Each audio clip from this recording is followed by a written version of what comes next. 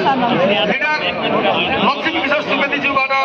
प्रस्ताव पारिसक्नु भएको छ। म विद्यालय कर्मचारीको हकमा मात्रै केही कुरा भन्छु।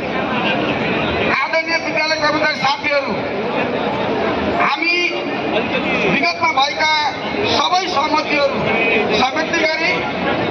अहिले आउँदो साउन 1 गतेबाट हाम्रो 2 तहका कर्मचारीको तलबमान र थप सेवा सुविधा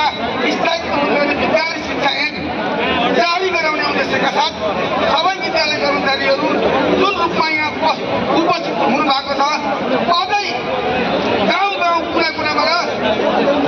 यो आन्दोलनलाई पूर्ण रूपमा सफल बनाउनका लागि सबै विद्यालय कर्मचारीहरू देशैभरिबाट उपस्थित हुनुका लागि मैले विनम्र हार्दिक अनुरोध गर्दछु। पहिलो कुरा, अहिले यहाँ धेरै साथीहरूमा विभिन्न मिडियाहरूबाट अनि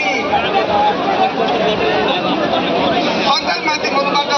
जुन कुरा आएको छ ती कुराहरूलाई चिर्नका लागि आज अनि भर्खरै अध्यक्षज्यूले सबै कुरा तपाईँहरूमा प्रश्न पार्नु